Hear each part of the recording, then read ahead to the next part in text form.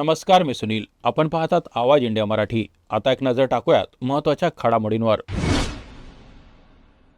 अमेरिकेतून एक मोठी धक्कादायक बातमी समोर आली आहे. वॉशिंग्टनमधील प्रतिष्ठित हिल्टन हॉटेलमध्ये आयोजित करण्यात आलेल्या व्हाईट हाऊस कॉरेस्पॉन्डंट डिनर दरम्यान अचानक गोळीबाराचा आवाज ऐकू आला आणि कार्यक्रमात एकच गोंधळ उडाला. मिळालेल्या माहितीनुसार राष्ट्राध्यक्ष डोनाल्ड ट्रम्प हे या कार्यक्रमात उपस्थित होते. गोळीबाराचे आवाज ऐकताच सुरक्षा यंत्रणा तात्काळ सतर्क झाली आणि ट्रम्प यांना तातडीने सुरक्षित ठिकाणी हलवण्यात आलं. सुदैवाने ट्रम्प पूर्णपणे सुरक्षित असल्याची माहिती समोर आली आहे. हा गोळीबार मुख्य कार्यक्रम हॉलच्या बाहेरील सुरक्षा तपासणी भागाजवळ झाल्याचं प्राथमिक तपासात समोर आलं आहे. घटनेनंतर उपस्थित पाहुण्यांमध्ये भीतीचं वातावरण निर्माण झालं. या कार्यक्रमात फर्स्ट लेडी मेलानिया ट्रम्प, उपाध्यक्ष JD व्हान्स यांच्यासह कॅबिनेटमधील अनेक वरिष्ठ अधिकारी उपस्थित होते. अधिकाऱ्यांनी दिलेल्या माहितीनुसार या घटनेत कोणतीही मोठी जीवितहानी झालेली नाही. सुरक्षा यंत्रणांनी तात्काळ कारवाई करत संशयित व्यक्तीला ताब्यात घेतलं असून या घटनेमागचं कारण अद्याप स्पष्ट झालेलं नाही. दरम्यान या घटनेनंतर संपूर्ण परिसरात सुरक्षा व्यवस्था अधिक कडक करण्यात आली आहे.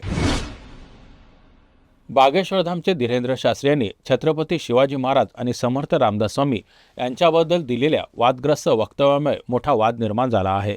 त्यांच्या वक्तव्यानंतर माजी खासदार छत्रपती संभाजीराज यांनी म्हटलं की बाबा आणि बोवांनी अध्यात्म सांगावं, परंतु इतिहासाच्या बाबतीत चुकीची माहिती देणं आणि इतिहासाची सरमिसळ करणं योग्य नाही.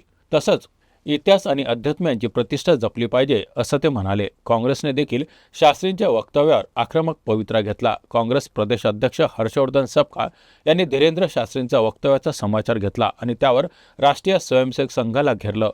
त्यांनी मुख्यमंत्री देवेंद्र फडणवीस आणि संघाने जाहीर माफी मागावी अशी मागणी केली. काँग्रेसचे प्रवक्ते सचिन सावंत यांनी आरोप केला की भाजपकडून शिवाजी महाराजांचा इतिहास बदलण्याचा प्रयत्न केला जात आहे. त्याचबरोबर शिवरायांच्या इतिहासावर शास्त्रींच्या वक्तव्यानंतर आमदार रोहित पवार यांनी शास्त्रींच्या वक्तव्याला संत परंपरेला गालबोट लावण्याचा प्रयत्न असल्याचं म्हटलं आहे.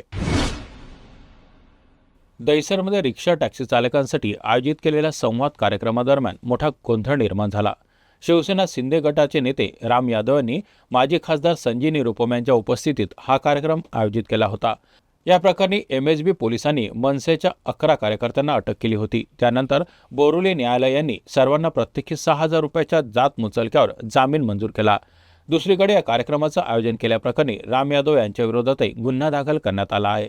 दरम्यान रिक्षा टॅक्सी चालकांसाठी मराठी भाषा सक्ती करण्याच्या निर्णयावरून वाद निर्माण झाला असून या मुद्द्यावरून राजकीय वातावरण तापलेलं आहे. पोलिसांकडून CCTV फुटेज आणि व्हिडिओच्या आधारे पुढील तपास सुरू आहे. राज्यात सध्या हवामानात मोठे चढउतार पाहायला मिळत आहे. काही भागांमध्ये उष्णतेची तीव्र लाट जाणवत असताना तर काही ठिकाणी पावसाची शक्यता वर्तवण्यात आली आहे. IMDने कोकण किनारपट्टीसाठी पुढील 2 दिवस उष्णतेचा लाटेचा इशारा दिला आहे. चक्रवाती वाऱ्यांमुळे हवेच्या दाबात बदल होत असून त्याचा परिणाम कोकणसह मुंबईमध्ये स्पष्टपणे जाणवत आहे. राज्यात सध्या हवामानात मोठे चढउतार पाहायला मिळत आहेत. काही भागांमध्ये उष्णतेची तीव्र लाट जाणवत असताना काही ठिकाणी पावसाची शक्यता वर्तवण्यात आली आहे. दरम्यान या नेनोच्या प्रभावामुळे तापमानात आणखी वाढ होण्याची शक्यता लक्षात घेऊन पशुसंवर्धन विभागाने खबरदारीची पावले उचलली आहेत. पशुवैद्यकीय यंत्रणांना सतर्क राहण्याच्या सूचना देण्यात आल्या असून पशुपालकांसाठी जनजागृती मोहीम राबवण्यात येणार आहे.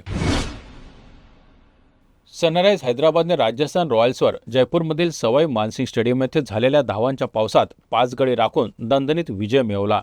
229 धावांचं आव्हान सनरायझर्स हैदराबादने अतिशय सहज पार करत हा सामना ऐतिहासिक ठरवला. राजस्थानकडून वैभव सूर्यवंशीने अवघ्या 37 चेंडूत 103 धावांची स्फोटक खेळी करत आपल्या IPL कारकिर्दीतील दुसरं शतक झळकावलं, ज्यामुळे राजस्थाननं 20 षटकात 228 धावांचा भक्कम स्कोअर उभा केला. मोठ्या लक्ष्याचा पाठलाग करताना सनरायझर्स हैदराबादची सुरुवात खराब झाली आणि हेड स्वस्तात बाद झाला.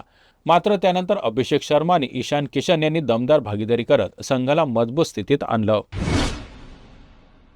या बातमीपत्रात इथेच थांबत आहोत. पाहत राहा आवाज इंडिया मराठी.